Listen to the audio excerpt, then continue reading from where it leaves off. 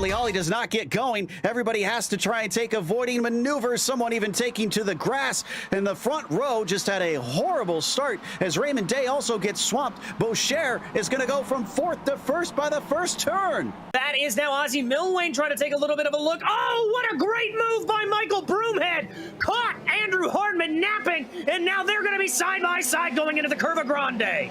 Is Fonseca and McKenzie still going at it down into Rint. Fonseca holding it out for now. A little bit of a better run, though, for McKenzie. Oh, and a bump. He gets into the back of him. Fonseca spins off. And McKenzie, is he going to get third? Because here comes Tavitas, and Tavitas takes third away from both of them. Indeed, and now Almanar looking for a little bit of a fight back. He's going to poke his nose to the inside. That's a very tricky area to try to get that move done. Move's going to favor back, but Almanar's going to hold it around the outside. He has got it done and dusted. A great move for Jonathan Almanar. Allowing him to retain that sixth position for now, but once again, a better exit, and this time the over-under worked a treat for Corey Lotfula. He's going to get the inside, and this drag race up to 130R should go in his favor, depending on how brave Doug Bacchignone is. Let's see, and not brave enough is the answer. You heard that exasperation out of me, Joe. A bad push there, catches it, taps from behind, completely sideways, massive opposite lock, and he keeps it pointed the right way. Great job, Byron McDonald. This is it. Big draft. Almost middle of the road there for Topi Kortanimi. Up the inside goes Togo Hisada. He has to get on the brakes, though. They're side by side through 130R. This is the battle for the win on the final lap here. Kortanimi stays defensive, coming into the Casio triangle. Squeezing him. I think Pai cannot do much here except break his late as he dares, which he tries and keeps an overlap into the left-hander around the right-hander. He's got the outside. That tends to see better momentum, and it does this time. But now he's on the long way around from multiple corners and just gets fed out to the outside of the track. It is not there for Karthik Pai, and he finally gives up the ghost. Defensive move out of Mark Kalin denies him for now, but he goes a little wide at the apex. Does indeed. There you see the move from Jacques Boucher. He's going to try to take it out into that little kink now, but he's going to have to go the long way around Cascades. It's not going to work out, but that's going to open up the door to Bradley Holly. There he goes on through up into the podium position.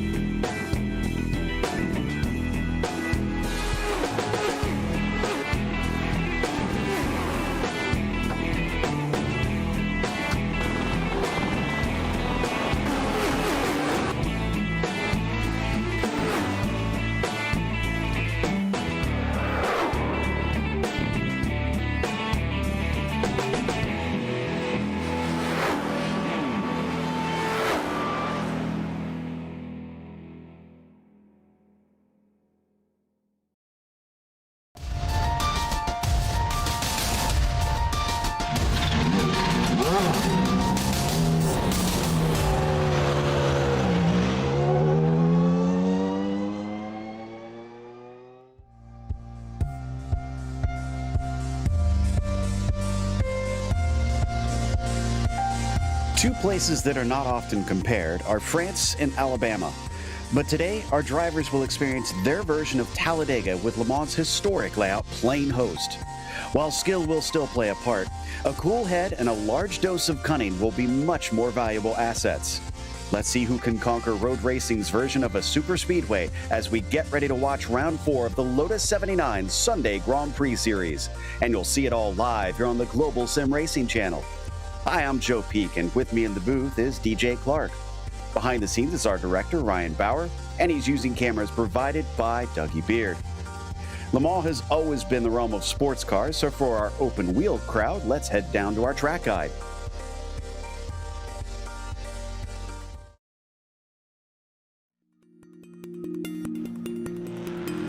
Welcome to Le Mans. When you talk about legendary circuits, this is a place that stands among the most famous in the world. Part permanent road course, part temporary street circuit, it traipses through the countryside just south of the city where it gets its namesake. Its size matches its reputation as well, clocking it at 8.5 miles, which equates to roughly 13.5 kilometers. However, when you take into account that it's split by only 33 turns, the frighteningly fast nature of this circuit becomes clear. Most of the corners have been added over the century of history it's experienced, but many have become renowned and respected. The two turns at the opposite ends of the massively long Mulsanne Straight play equally important roles.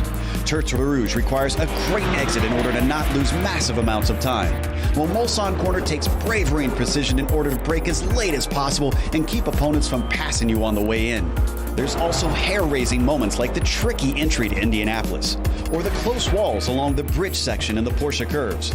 To win here, drivers will need a very low downforce setup, a good sense of strategy, and heaps of bravery. The 24 Hours of Le Mans is the crown jewel of endurance racing, which many drivers dream of someday winning and many fans flock to witness in person. Once you've driven the track here on iRacing, it's easy to see why.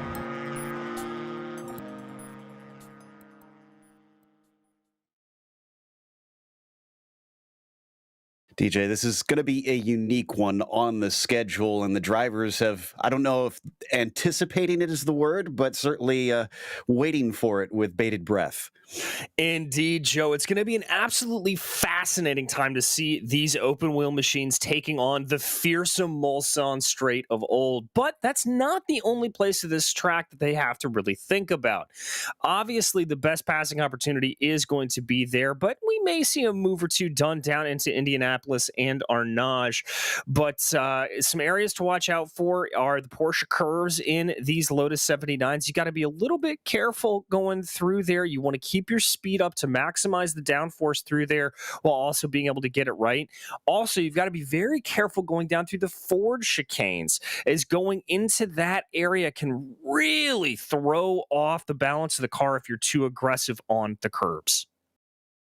Now, as for the championship, this race could also shake that up because, as you can see, Andy T's got a pretty decent gap starting to form. He has won all 3 rounds, but Marco Kayla has also been second in all 3 rounds, so he's keeping him very honest. Timo, Michael, and Pauli are rounding out the top 5, but we've got the team standings to go through. Let's take a glance at that. We do indeed, and you can see right there that Ligier Gitane is a little bit ahead of Ares Team Racing, only by about 9 points, with Scuderia Ferrari Spa Sefik 13 points back. Walter Wolf Racing holding on to a good gap of only 5 points, and a 4-point gap back to John Player at Team Lotus. Now, as for today's race, it is going to be only 12 laps around this track because they take a while to get around naturally. And it is still open setup. That's really been the big talking point because everybody's trying to trim out the cars, find as many speed secrets in a straight line as they possibly can. And if they get any sort of damage, well, that speed is probably going to diminish, and they're going to have to either come in to get it repaired or just kind of suck it up. Now, they have a drive-through penalty at 17 incidents, disqualification at 25. That's not really the big concern here so much as slowdown penalties, which we'll go over in a bit. But right now, out on track, we're still waiting for the first lap times to come in, as the drivers will have just enough time for, I suppose, at least 1 lap. I don't think they're going to be able to get 2. They thankfully don't have to do a warm-up lap, as they do start them just before Maison Blanche. But the drivers will certainly have to hustle to get around here. Yeah, they certainly will, Joe. And you know, one of the things that will be tricky about that, even though they start before Maison Blanche, is making sure that this car is up to temperature and everything is nice and working well. The tires here take a little bit to get working in. So as they start to qualify, they've really got to be hustling it as much as possible. Absolutely. And we mentioned, of course, those slowdown penalties around here. And that's almost always a talking point, no matter if it's the historic layout or this layout. And this is something that's kind of unique to iRacing. Obviously, track limits are something that they watch out in real life here at Le Mans, DJ. But for our audience that isn't familiar with this sim, how does iRacing handle going past the track limits at certain spots? Well, it's one of two ways, Joe. Number one, you get what is called a 1X or a one incident point. Now, during the race, there's a certain number of incidents that you are allowed to accrue before a penalty is awarded to you. But during qualifying, if you get one of those 1Xs, that means that your lap is automatically discounted and you cannot set a flying lap time down. So that is going to be something to watch out for during this qualifying session. Now, the other part of it is that you can actually get assessed what is called a slowdown penalty, which means that you have to give back a certain number of seconds within a certain time frame. Think of it a little bit like having to go through a slow lane when you're driving out on track. And so if you are too egregious with a cut course penalty, that is what can be applied to you. Looks like we're starting to get just a couple times in. We'll have that on the screen soon here in a moment. And Andy T, no surprise, looking very quick once again. Do we have Marco Kayla here today, though? Because I'm trying to check. And yes, he is here. His first lap, though, was quite slow. In fact, 2 seconds off of Andy T, his teammate. So not sure if he had some sort of mistake or if he's just simply lacking speed. We've got about a few minutes left until grid. It looks like about 3 minutes before this qualifying session is over. And the drivers are taking about 3.5 minutes to get around here. So those who are just finishing that first lap are not going to be able to get around for the second one. No, they certainly are not. And I think that can really come out to hurt them. You know, I briefly touched on it before. These Lotus 79 tires are really built to last an entire race session. So as a result, they take a while to get up to speed.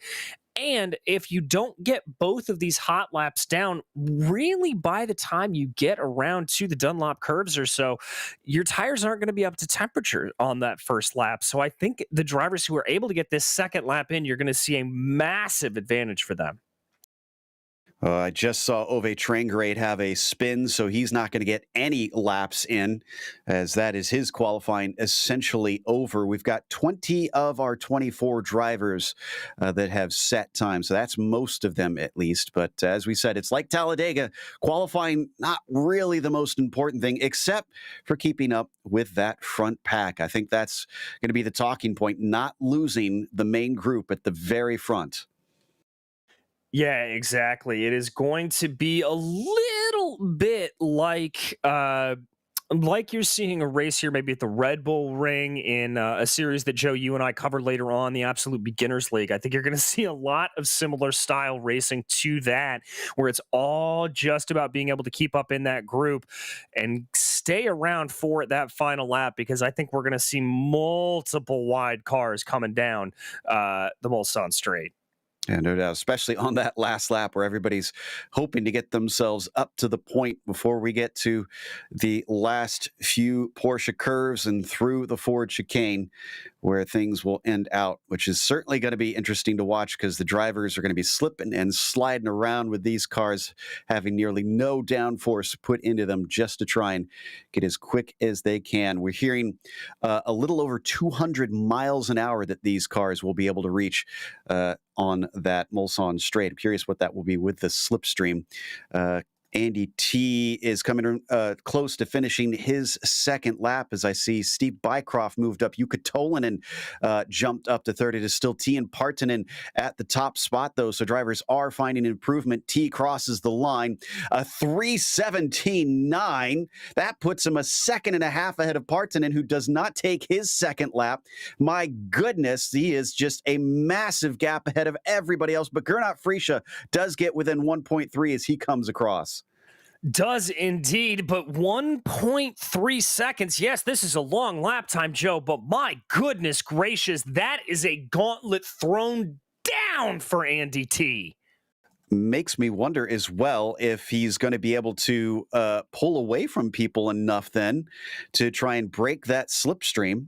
And apologies for just a couple technical issues. We do hope to have a video up for you soon, but in the meantime, the results of the qualifying have Andy T on the pole with Gernot Frischa in second. It is Pauli Partanen starting P3, followed by Jukka Tolvanen in fourth.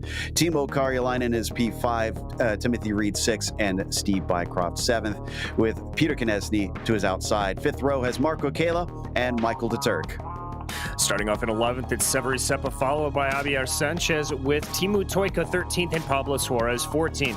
Timo Väikäläinen will be 15th, followed by Carmine Carpentario in 16th. Javier Mosquera will line up in the inside of row 9, followed by Armando Edwards with Barry West and Dylan Freckleton rounding out your top 20. David Fuentes, 21st today, followed by Adria Pavidano in 22nd. Keith Herner was the last one able to set a time.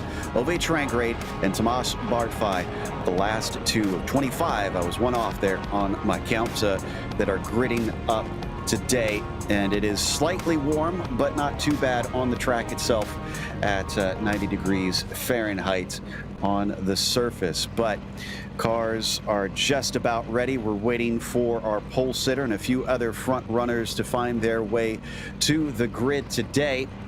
And as you can see, we've got at least mostly sunny skies, just a few clouds here and there over this massive course.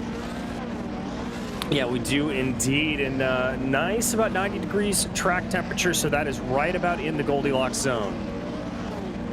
Looks like we've got everybody but Andy T, so he's making everybody wait here until the last moment, and now he is on the grid. That's everybody, which means the engines will start to rev as the lights come up. It is round 4 in the Lotus 79 Sunday Grand Prix Series, and the green flag is out. Very poor start for Gernot Frischa. He starts to fall backwards immediately all the way down to 6th position before he finally stops the bleeding, and up at the front as we fly down into the Dunlop chicane. Hopefully we can get through this first slow corner fine. Everybody a little bit too wide. I see one car off in the back. I believe that I see Ove Trangrade having some problems back there. That's not good for him. As Michael de Turk we ride on board with right there. You see everybody's relatively clean. I don't think there's been any race-changing incidents there thus far.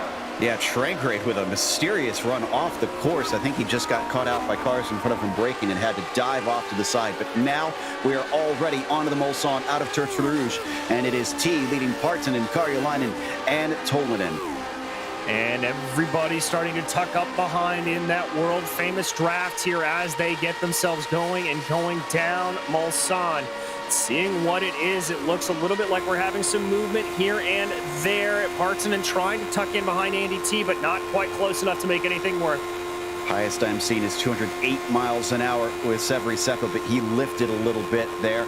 And yeah, drivers now starting to pull some moves, and Partanen gonna see if he can take the lead away from Andy T, but he just hits a brick wall.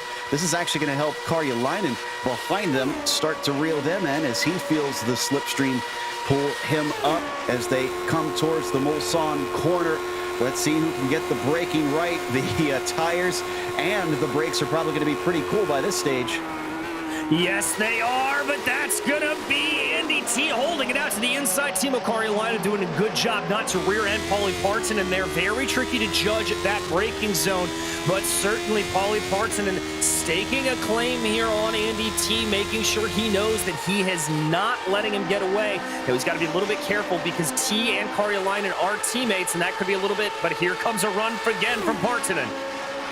Goes around the outside. Is he going to get fully past this time? It looks like he might. Yes, he is. Into Indianapolis. He outbreaks Andy T into the corner behind them. Karjalainen will stay put.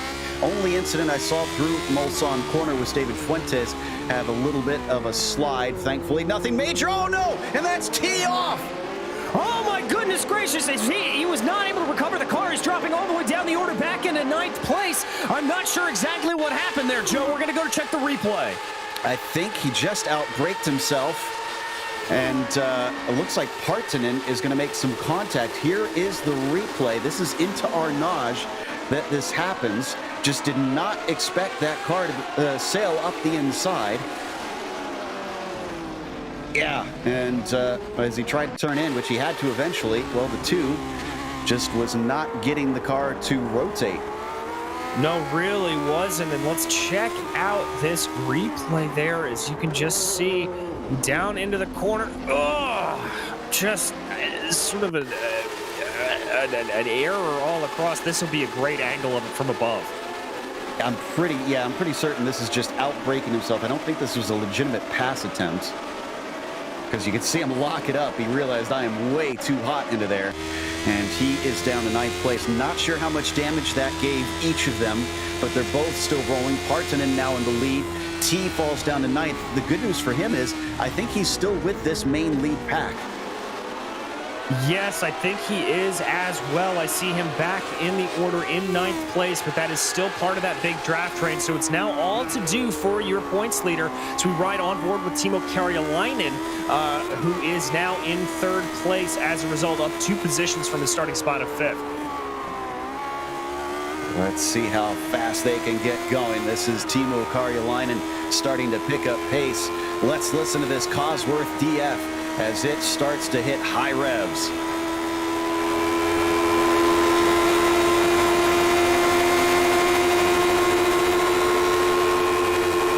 Are they bump drafting? They're bump drafting! I have never seen that in all my years of coverage in the Lotus 79 series. That is unbelievable, and they're going to get 4 involved, 3 wide. That is Grant Frisha coming back into that. When's the last time we saw him win a race here? And he's going to try and grab this opportunity with both hands. He is, but he stalls out a little bit at top speed, and that bump draft there from Karjalainen is going to come into play. Here comes the fun as they go through the Mulsanne kink. They are almost side by side. It looks like Frisha and Karjalainen just ahead of Partonen and Tolinen. Everybody's got to woe this up for the brakes, and don't look now, but that's Timothy Reed holding on to the background. Here they go down into Mulsanne. All 5 getting onto the binders. They were actually starting to leave behind the next group with Kayla and T in there, but it looks like they've caught back up. We're back with Andy T. He's into 6th from 9th, so there's 3 spots for him, but Frisha now leads Partonen in 2nd and Karjalainen in 3rd. And everybody able to sort themselves out a little bit, but Karjalainen and Partonen side by side. It looks like Karjalainen's going to be able to pull ahead a little bit on the run down into Indianapolis. There they go, back into single file through the turn. That bump draft in an open wheel car is one of the sketchiest things I think I've ever seen here. And it's not unprecedented. I've witnessed that happen at Monza in real life, and I think it was F3 cars. But even then, it took the commentators on that show by surprise. But as they come out of Arnage, and we still have 9 here, it looks like in the group. Yes, it's still a top 9 breakaway. It is indeed, and yeah, Joe, I could say I have actually been a part of a bump draft in the Lotus 79. I raced the Lotus 79 in a charity race at Daytona, and there was bump drafting involved, and I can tell you it is one of the most terrifying things in the world to feel that come from behind on you. Yeah, you really want that driver to square up and hope that they know what they're doing. So Karjalainen now leading Frisha up at the top. Tolinen behind him in 3rd as they try to widen the entry into the Ford chicane as much as possible. The cars having nothing to glue them to the track.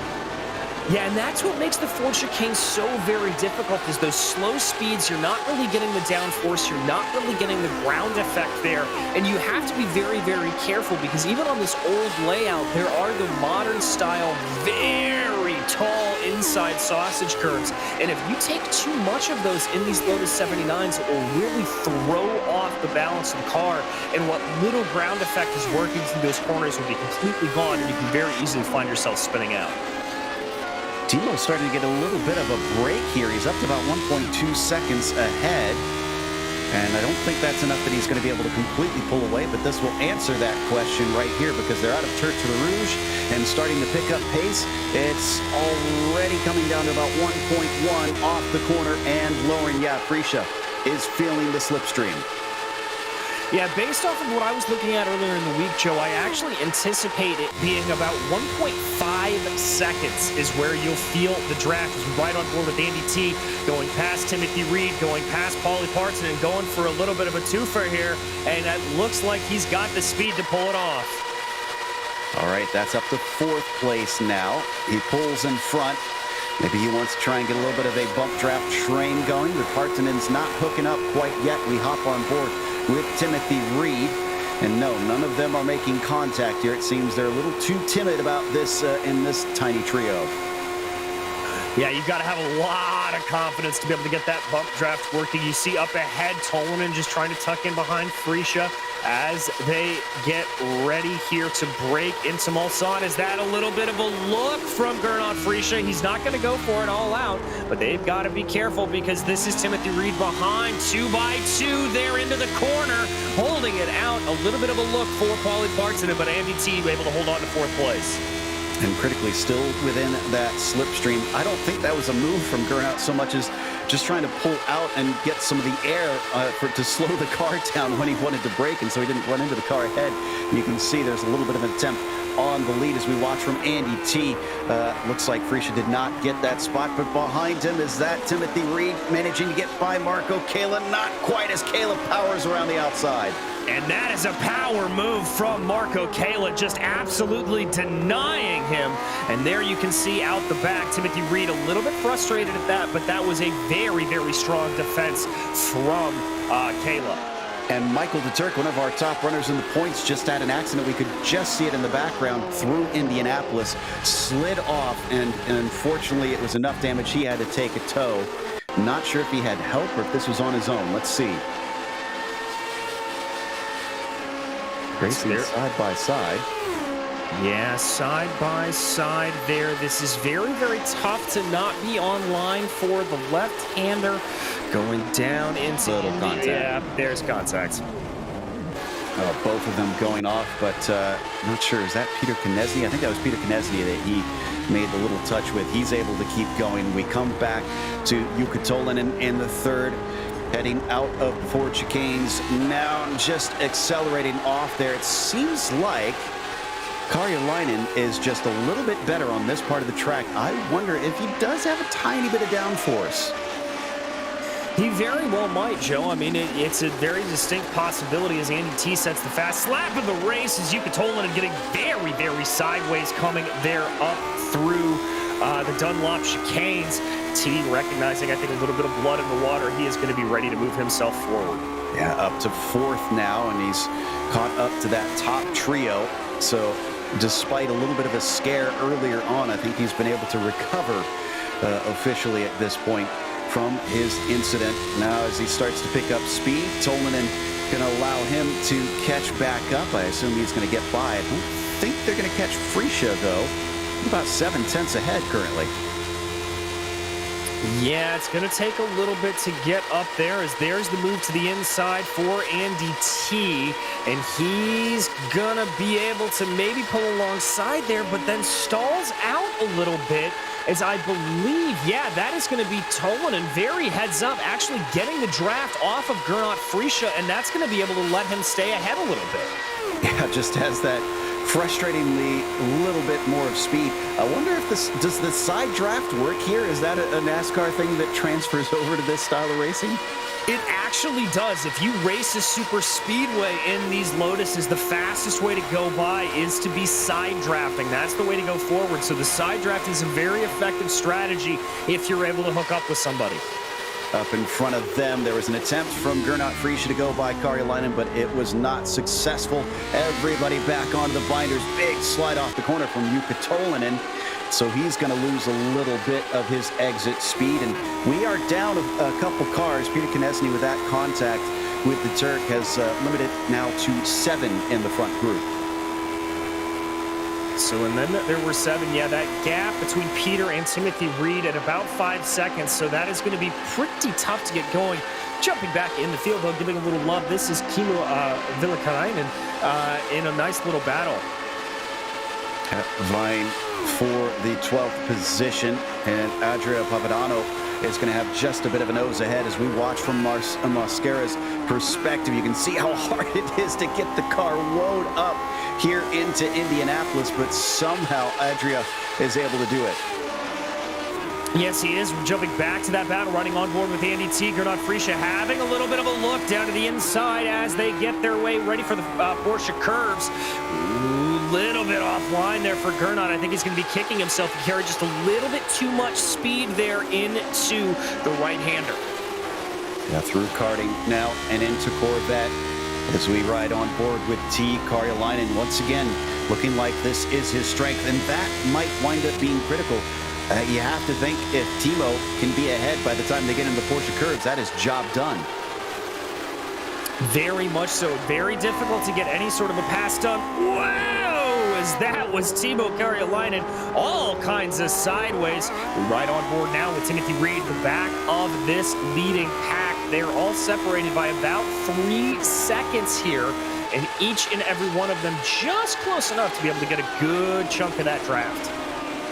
Into the Dunlop chicane once again and under the bridge. Seems like those behind, about third place on back, just having trouble keeping up a little bit, though. They got to watch out. Frischa's about 1.1 seconds behind, so we should at least still be able to pull back in. But if they can get that up to that magic 1.5 seconds that DJ mentioned, that could be a 2-car breakaway for the lead as we hop on board with Pauli Partsinen, and they once again fly down the Mulsanne.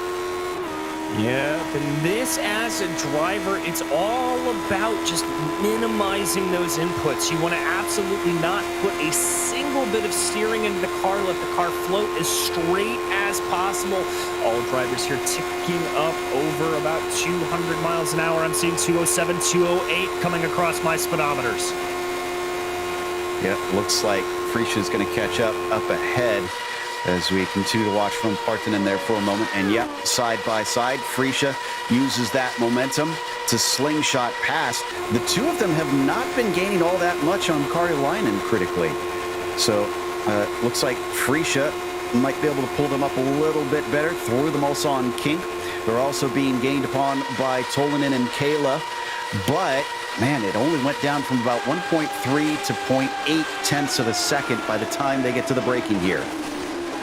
Yeah. Big mistake from Karjalainen, locking him up, but somehow he manages to keep it from going into the gravel. I thought for sure that was going to be a spin. I thought for sure as well. Look at that, the catch, the bring around.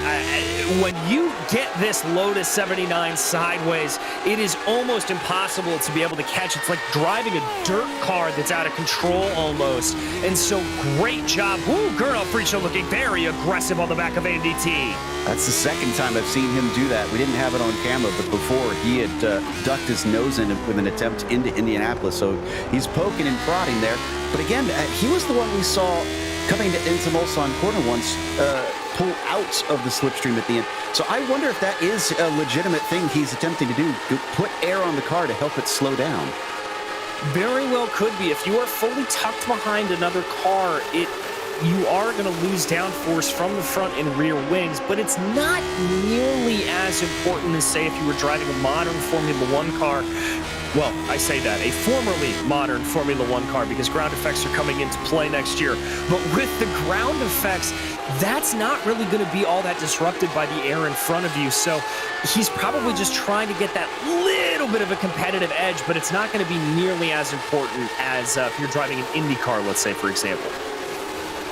Yep. Oh, and that was a big slide from Frischa. Did he get a slowdown penalty out of that because he was way over the curbs? If he did, this might hurt big time. Let's take a look at the replay. I'm keeping an eye on him live to see if he slows up on the front stretch. Here it is. Yeah, brings it in, and that rear end just starts to snap away a little bit on him. And you can see it very, very difficult to get it under control. We'll take another look at it here. Yeah, just brings it into the corner. Did he catch a little bit too much of that curbing, maybe? No, he was wide. Oh, yeah, just missed the apex. And I can report he did not get a slowdown penalty, so he was able to keep up with it. It might damage the underside of the car, which could still slow him down some, though.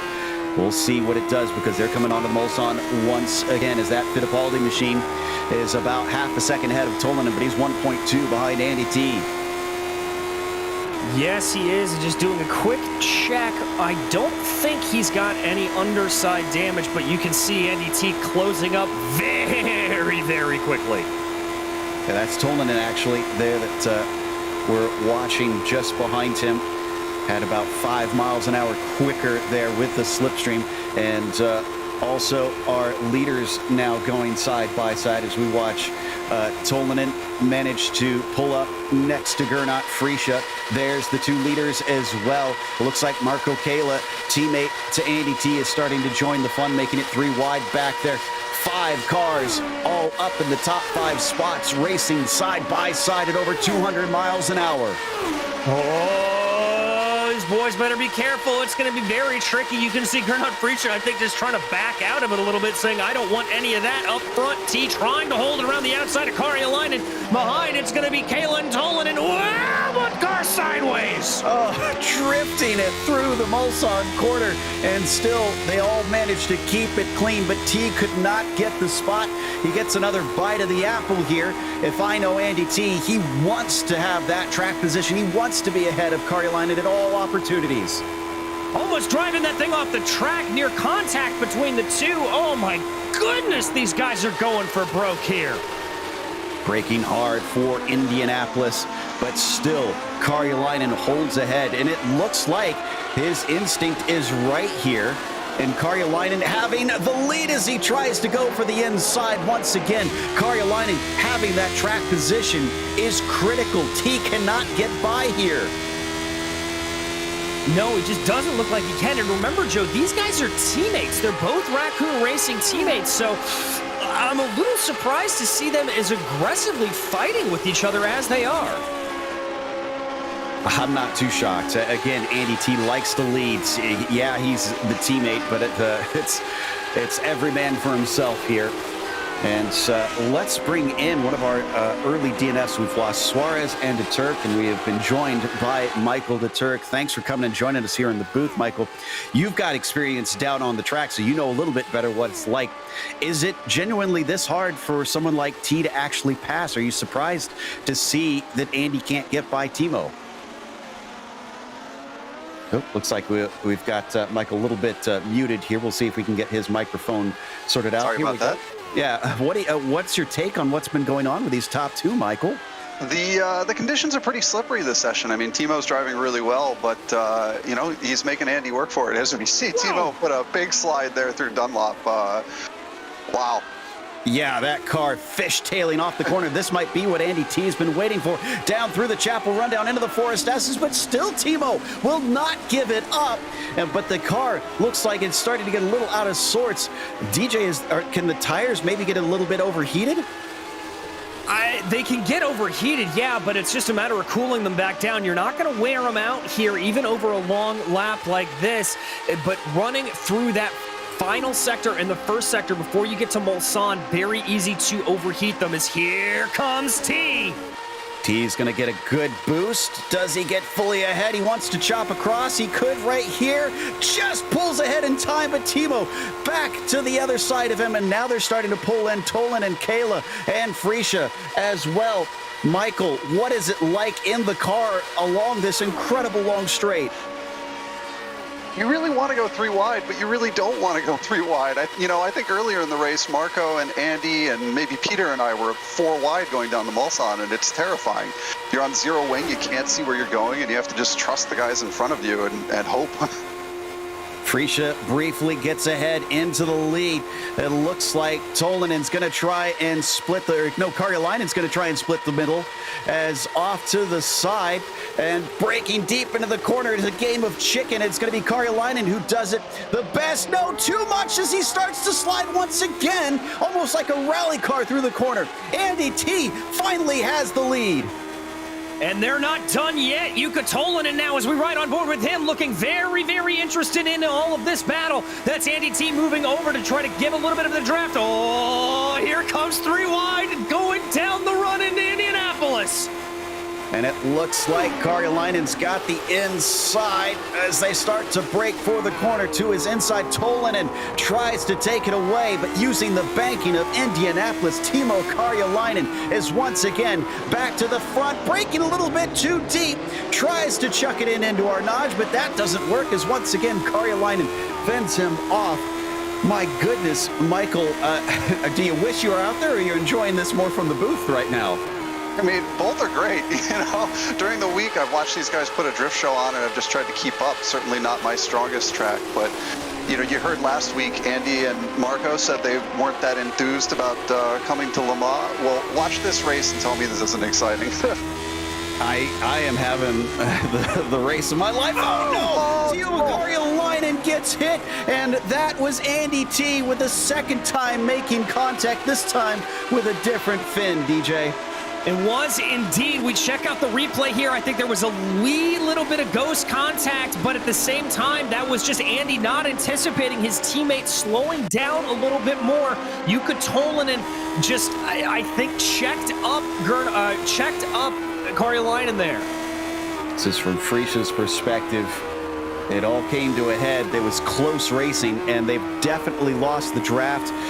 T is down to 8th place. He's with Seppa Karjalainen all the way to 11th. Indeed. This is Marco Caleb who we ride on board with, trying to close up behind Gernot Frischa. And just to check in, Gernot is within about a second of Jukka Tolinen up in front, so that draft will be in effect here.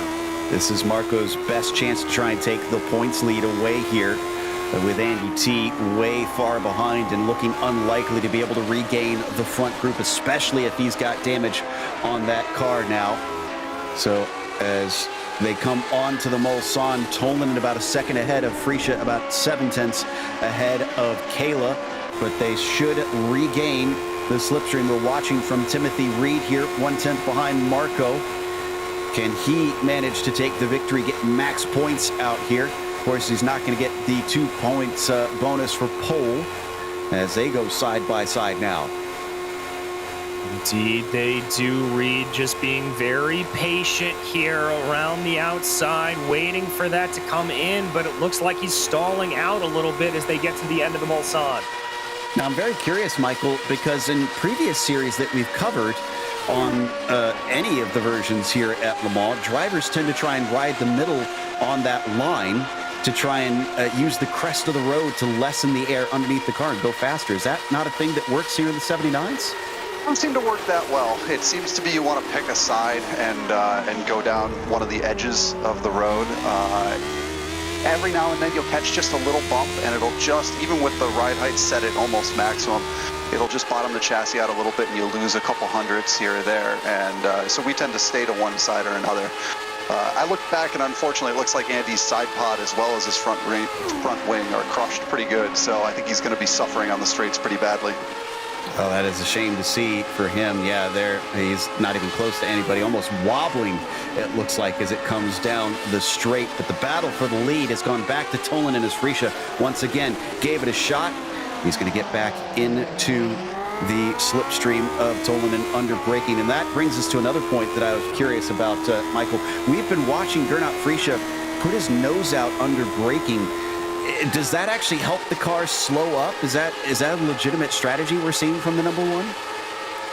Wish I could tell you. I honestly don't know in that case. I think a lot of it in this track is just you're going so fast, and trying to gauge where the braking point is difficult, and lockups are really easy due to the lack of downforce. So it may just be a visual timing thing for him rather than necessarily you're getting a little bit more air over the front wing. Interesting.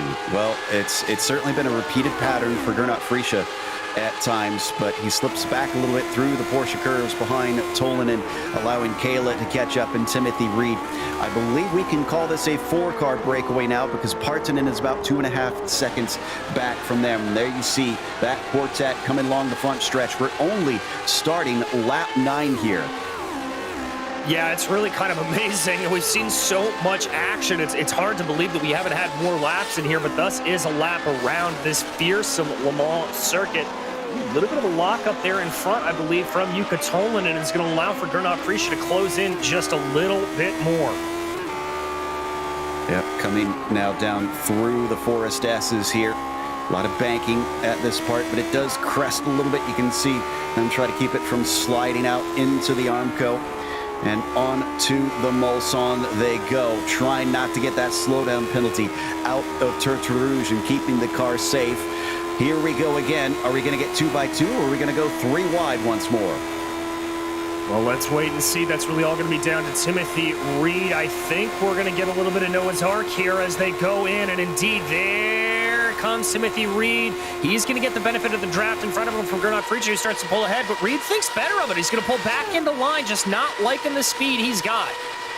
And he's not pushing him yet, though. We saw a little bit earlier, Michael, that a few drivers were daring to bump draft. Did you try that during your time at any point, or are you a little too chicken for that?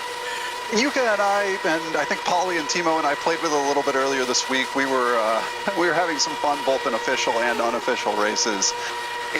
You can do it. It's terrifying, but you can do it.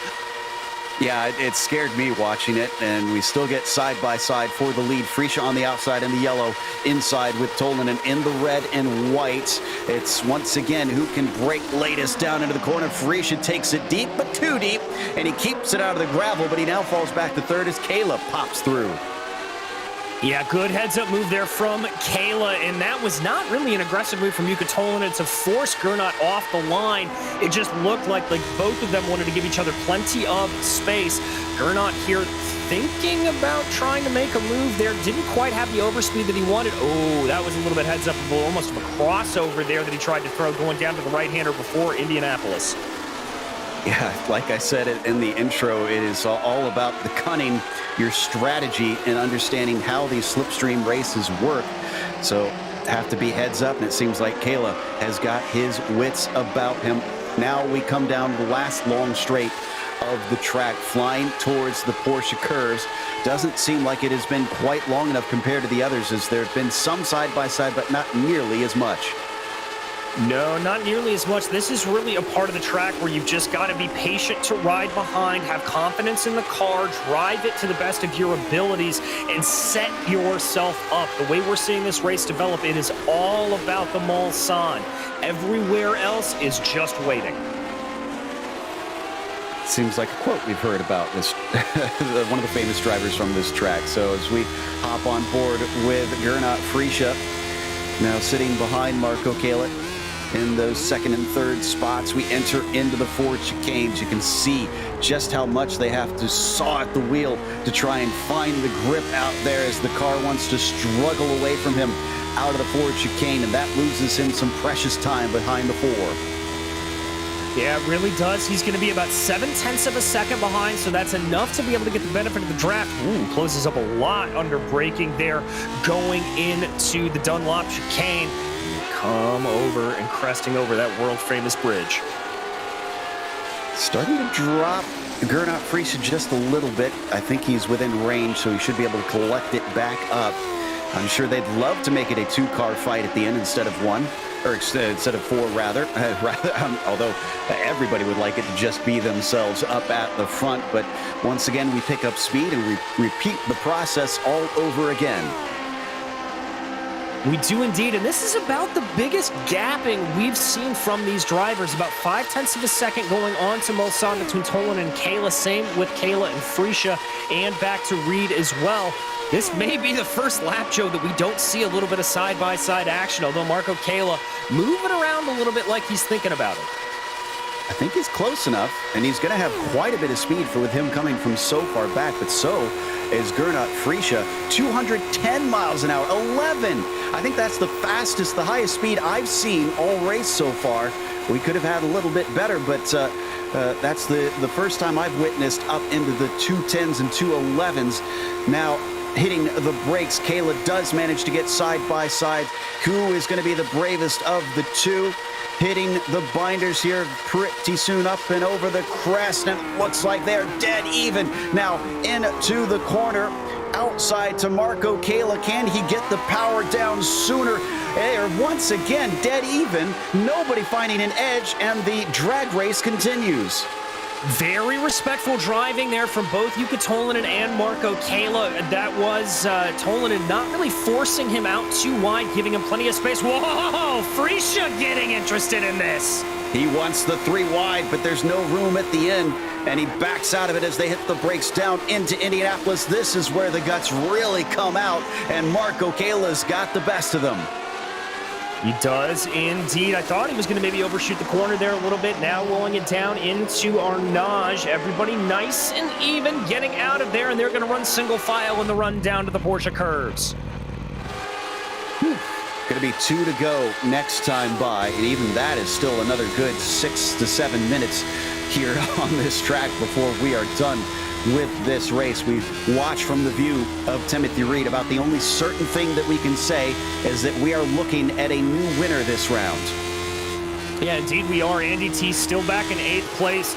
A little bit of an island unto himself. He's got about 3 seconds up to Severi Seppa in 7th, and he has been able to gap Team Mutoika to the tune of about 4 seconds. One thing that we haven't seen a lot of, I'm a bit surprised about, is the slowdown penalties. Oh, we have an attempt for the lead from Tolanen down into the forward chicane. He's trying for it. They're going to go wheel to wheel through here. This is going to slow both of them up. But does Tolanen have it done? Yes, he does. Wow, and that was including a big hop of the curb there for Jukka Tolanen on the first part of that forward chicane. I am very surprised that that car didn't step out on him. Watch this again. Look how much air he gets under those tires. It's so rare that you see pass attempts into there, let alone drivers actually making it stick, and he is just drifting through that last little left-right. Amazing stuff. Both of them drifting, really. So difficult to balance the car through there, even when you're not side by side. But to go side by side and have two parties slide and hop the curbs is just incredible to watch. I've been loving every minute of this, and here we go again. Who is going to get the edge down the Mulsanne? As it's been Timothy Reed sitting back there, and I kind of wonder, Michael, does he have the best position? Is it good to be one of the farthest back, or do you want to be at the top spot? Is where I would want to be right now. Low downforce track, you know it's going to come to a draft battle for the final lap or two. You know that these guys in front of you are going to push hard. 4th is a great finishing position, especially on a difficult track like this. But when you have them going 3 wide like this in front of you, and you know somebody is going to probably go deep, I don't want to commentators curse this, but you know somebody's probably going to go deep here, it's not a bad position to be sitting in to try to pick up the pieces. Yeah, but look at how much Freesia lost out. He had that huge slipstream, and as soon as he got to the side of him, he started to drop back. Not sure if that was intentional. Tolanen with the edge up in the front of this quartet, and he's got the inside too. Is that going to give him the lead, though, around out of the Mulsanne corner? He does manage to fully get past Marco Kayla, and finally coming off the corner. Looks like Gernot Freesia, the only one going to stay side by side through there. He does stay ahead of Reed. Yeah, and you just saw that car completely and totally stall out down the Mulsanne, and I get the sense out of Gernot that that wasn't necessarily a full commit to a move. That was a little bit more of an exploratory. Banging wheels, our 2 leaders. They got to be careful that they don't damage the cars, because we still got a lap to go. Under braking down at Indianapolis, and Kayla is going to get back ahead. Elbows are starting to be thrown now. They certainly are. You can tell we're getting closer and closer to that white flag lap as they work their way out of our notch. Single file, Kayla, Tolanen, Freesia, and Reed. Oh, so things getting a little bit antsy, and we just heard Michael talking about how it's likely to get a little bit rough, a little bit more tense there on the last lap, but we're starting it one early for these drivers into the Porsche curve single file as we watch from onboard Tolanen. Yeah, and you can see Jukka just having to saw at that wheel a little bit. You don't want to put a lot of... Oh, Reed had a problem. Reed behind them is suddenly... Oh, he spun and hit the wall. That is him out of the equation. It is now down to 3 drivers. Oh, heartbreak for Timothy Reed, who's having such a good race here. We just completely missed this on our screens show. Coming into that first part of the Porsche curves, runs a little bit wide, brings it in. He clipped the grass. He just barely clipped the grass, and big contact into that outside wall. And yeah, that's too bad. That was going to be a nice result for him. Bridge is one of the few places where the barrier is very much street course-like and right up against the side of the track, and there is no room to save it. So now we come down to the last lap. The white flag is out. It is down to Kayla, Tolanen, and Freesia. Of course, they all 3 could tangle, and Partanen could steal it, but it is highly unlikely at this stage. It's about 2.5 seconds back to that number 5 machine. Yeah, I think a tangle is really the only way that Paulie Partanen's going to be looking at a podium position here. It's going to come down to the battle of these three right now. We ride on board with Gernot Friesche, who is in that popcorn position, ready to get going. So who tries to take it into Mulsanne? Do they try and play tricky and wait a little bit? Tolinen is not gaining all that much on Kayla. And it was he and Kayla that had that little coming together there that we saw. So is Friesche the one with the cleanest car here? He starts to pull a little bit ahead of Yuka. And they are now reeling in Marco Kayla. In fact, both of them look just marginally quicker than the Finn.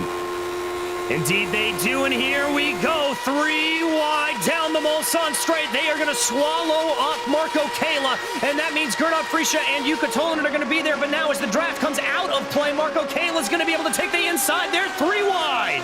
Through the Mulsanne kink as well. You can see them wavering back and forth. It makes it oh so sketchy for them. Who is going to give up into the Mulsanne corner? It looks like Gernot backs out of it. Almost contacted. A little bit of a touch there between Kayla and Tolinen. Little bit of a touch, but that is going to be Tolinen out into the lead. Friesche now desperately trying to get around Marco Kayla, weaving this way and that way, trying to find something, but it's not going to come to him. He's going to get a little bit of the draft here. Now he's going to look to the outside, and Tolinen starts weaving a little bit. They still will have one more long straight after this, so it might not be over into Indianapolis. A little bit of a blink from Gernot, too, and that makes it all the more sketchy as Marco Kayla takes the inside and the lead, but breaking deep. Tolinen sends it too deep. He's into the gravel. That might be him out of the equation. It is down to Friesche and Kayla now as they come through Arnage and going way too far. Tolinen rather, finds himself out into the gravel at Arnage. It is now truly down to 2. It is indeed. That's going to promote Severi Seppa up into 3rd, and so now it's all about the drag race and trying to keep close behind to 4th through the Porsche curves for Gernot Friesche. If he's going to be able to do it, thought he had a little bit of an advantage there going into Porsche, but not to be just yet. We did see one pass into the Ford chicane. There could be one last desperate attempt.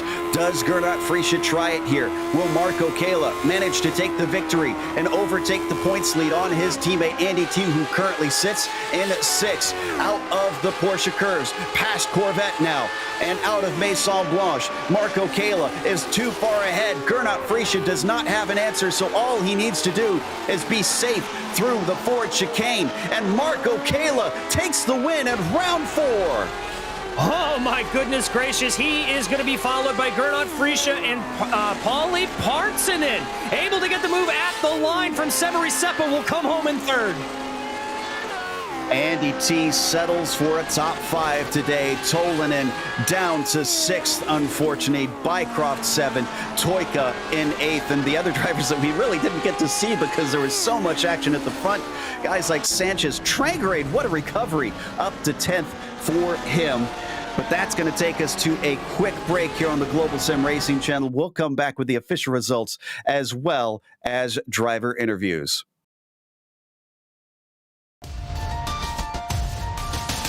Bradley Ollie does not get going. Everybody has to try and take avoiding maneuvers. Someone even taking to the grass. And the front row just had a horrible start as Raymond Day also gets swamped. Boucher is going to go from 4th to 1st by the first turn. That is now Ozzie Milwain trying to take a little bit of a look. Oh, what a great move by Michael Broomhead. Caught Andrew Hardman napping, and now they're going to be side by side going into the Curva Grande.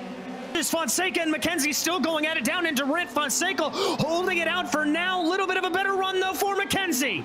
Oh, and a bump. He gets into the back of him. Fonseca spins off. And McKenzie, is he going to get 3rd? Because here comes Tavitas, and Tavitas takes 3rd away from both of them.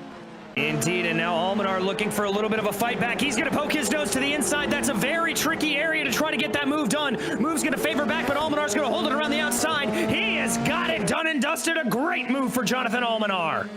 Allowing him to retain that 6th position for now, but once again, a better exit, and this time the over-under worked a treat for Corey Lotfila. He's going to get the inside, and this drag race up to 130R should go in his favor, depending on how brave Doug Bacchignone is. Let's see, and not brave enough is the answer. You heard that exasperation out of me, Joe. A bad push there, catches it, taps from behind, completely sideways, massive opposite lock, and he keeps it pointed the right way. Great job, Byron McDonald. This is it. Big draft. Almost middle of the road there for Topi Kortanimi. Up the inside goes Togo Hisada. He has to get on the brakes, though. They're side by side through 130R. This is the battle for the win on the final lap here. Kortanimi stays defensive, coming into the Casio triangle. Squeezing him. Karthik Pai cannot do much here except break his late as he dares, which he tries and keeps an overlap into the left-hander around the right-hander. He's got the outside. That tends to see better momentum, and it does this time. But now he's on the long way around from multiple corners and just gets fed out to the outside of the track. It is not there for Karthik Pai, and he finally gives up the ghost. Defensive move out of Mark Kalin denies him for now, but he goes a little wide at the apex. Does indeed. There you see the move from Jacques Boucher. He's going to try to take it out into that little kink now, but he's going to have to go the long way around Cascades. It's not going to work out, but that's going to open up the door to Bradley Holly. There he goes on through up into the podium position.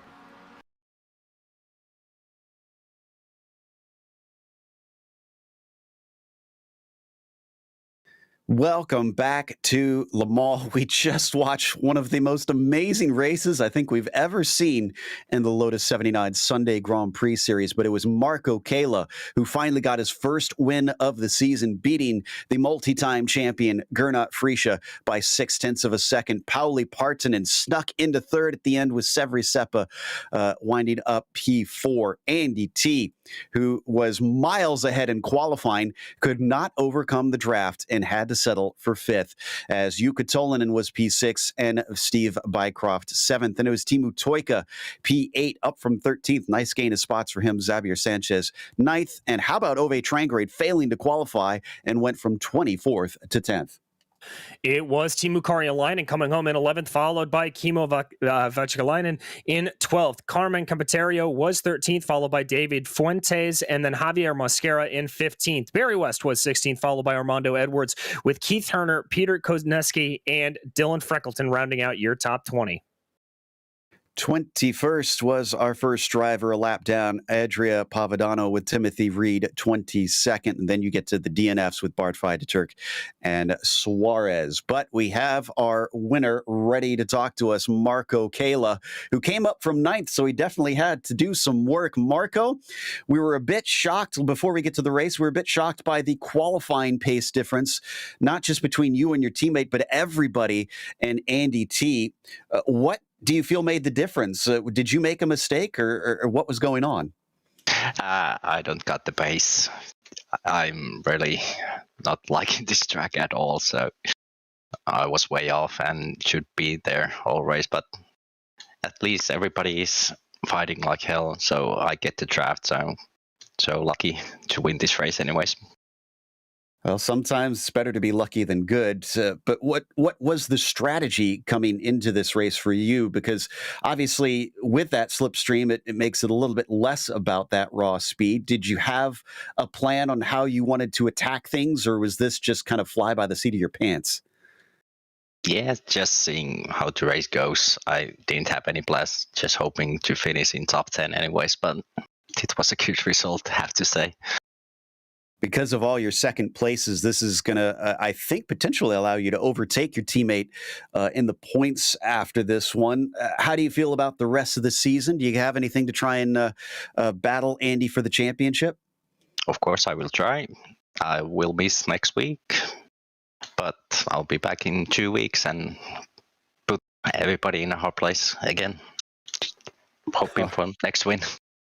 All right. Well, we'll see you then. Anybody you want to thank before we let you go? Of course, the Raccoon Boys, you guys, and CTCs anyway, so always fun. That was our winner, Marco Kayla, who beat out Gernot Frische, and DJ has caught up with him. I have indeed, Gernot. That was a battle to end all battles out there. How was that from behind the cockpit? quite hard to summarize because there was so much going on in this race. Actually, I can't believe that I finished second.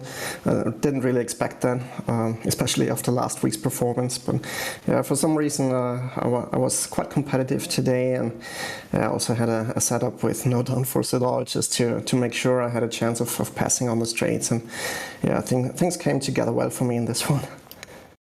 Yeah, they certainly did. And talk to me how much in those last couple of laps you were really starting to game out that strategy. I mean, were you trying to just stick behind and know you needed to be in second for that last lap, or were you just going for broke every time out there? No, actually, I tried to keep those guys busy, so I was attacking all the time, and so did the others. Yeah, on the other side, huge compliments to everyone running at the front, because it's really easy to make a mistake when cars are that close at that speed, and no one really did stupid things, so huge congrats to all my opponents in this one. It's quite an achievement for everyone. Yeah, we were pretty pleased to see everybody keeping it clean, but I guess kind of looking forward, if you can, because I know just probably how much adrenaline's going through your system.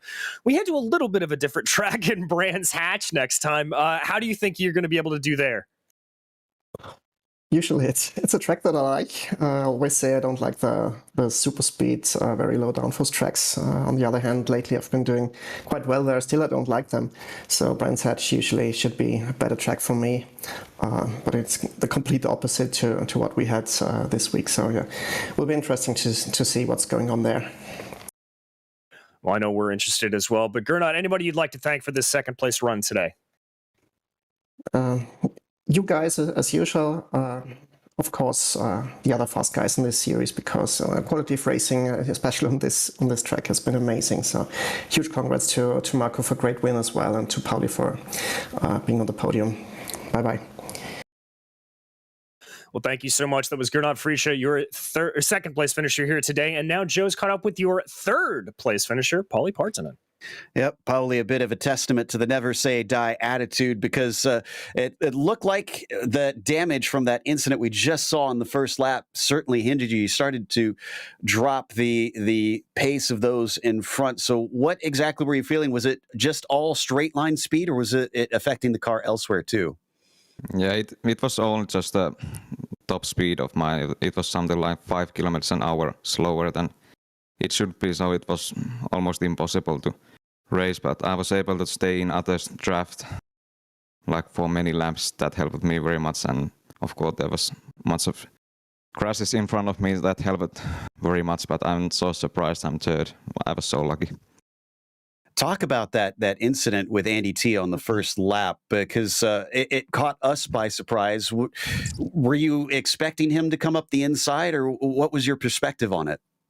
No, I didn't really expect him to come. He just went very surprisingly to my right, and then he just had way too much speed, and yeah, shit happened, and I got damaged from that, but yeah. And apologies for the language, but Pauli, next week we head off to Brands Hatch. Do you see yourself performing a little bit better there? Yeah, I hope so. I was very hopeful for this race, because I think I had a very good pace here, so bit disappointed, but yeah, I will try my best in next race. That was Pauli Partanen, who finished third here today, last one on the podium. We got a couple more drivers we're going to talk to here in a group. We've got Jukka Tolinen, Barry West, and Andy T. Tolinen and T finishing within the top 10. Barry West down in 16th. Guys, it was a pack racing situation, so we've got you here in a pack. How did you feel about that experience? Is this the first time that 79's done the historic version? We've been to the historic before, I think. Yeah, I think we did it a while ago, but I think we had chicanes. But can you hear me? Am I on? Yes, we hear you, Barry. Yeah. That was one of my best races this week, actually. Just to give a shout out to Pablo, because he lent me a setup, and I tried it. Not tried it at all before the race, but went really well. I was up to P13 and last lap, and just defending into Indianapolis, I think, and I got tapped at the back, so lost 3 places. So that was really frustrating, but that was a good race up to now. I worked hard. You had to really work hard and not make mistakes. But yeah, that was a best race. Yuka, you were with that group at the front at the very end. What happened with you? What caused you to lose it in the end? Well, we were in Discord call with Pauli, and Pauli said that it's win or crash for you, and I decided to go fully for it. And the only thing I really wanted was the win, so I was fully going it. And yeah, when we were going to the Indianapolis last time, there was that second when I was thinking that should I just take the second place and play it safe or send it, and I sent it and it didn't end well. So yeah, after that my brain froze a bit and I missed also the next braking line. Also the rear tires were probably on fire. It didn't grip much at all after that. But yeah, that was closest I have been to get a win. So I tried. I don't regret it. I don't blame you. You got to at least give it a shot. Before we let you three go, I'd love to get each of your opinions. I think I already know what Andy's is on this one, but let's start with you, Andy. What'd you think of this now that you've gotten to race it with this group? It is a silly place, but I'd come back again. That was absolutely hilarious. Other than when I murdered Peter. I'm sorry about that, Peter, but this is what happens when you squeeze your tea bag. And I've just had a lot of fun entering people via the back door again. Like, oh, great, fantastic. Barry? Everybody was moaning about this the week before, but it does give good racing, and you got to admit, it's never. I don't think we've had a track which had as many races go official. So, what makes it probably more interesting is people that don't usually race with us turn up, and then you don't know what they're like, sort of thing. So, but hopefully it brings more people into the group, and we have more official races. Yeah, so yeah, I'm all for it really. If you either like it or you don't. I mean, I was happy with it with the setup today, but all week I've been locking up all the time. But yeah, it's good for the sport. I like that perspective on it. Yuka, what's your opinion on the track? Well, I did over 200 laps this week here, so I think that's enough to say. Yeah, that speaks for itself. That was many of our finishers out here today. Yuka Tolan and Barry West and Andy T. Thank you for joining us, boys, as we now close up with a big thank you to the Lotus 79 community as a whole for bringing us back for another season of coverage. And we also want to thank the companies that provided the software and hardware for our broadcast listed here on your screen. Additional thanks to June Lalonde, who provides our wonderful music. Check out her Bandcamp for more great work. And thanks to the team today, DJ, Ryan, and Dougie. You can find more info about GSRC at globalsimracingchannel.com or through our social media. And also check out our merchandise store at gsrc.storenv.com. There's a link in the description below. Don't forget to subscribe to our YouTube channel so you don't miss a moment. And the next race, as we mentioned, Brands Hatch, much shorter lap, a little bit more traditional for this car on Sunday, January 16th at 11:30 a.m. Eastern. We have upcoming races for other series listed on the screen, so check those out. Mark them down on your calendar, including going to a little bit of a tighter track. The absolute beginners are racing at Detroit. That'll be at 2 p.m. Eastern. But until next time, race clean, race hard, and we'll see you on the track.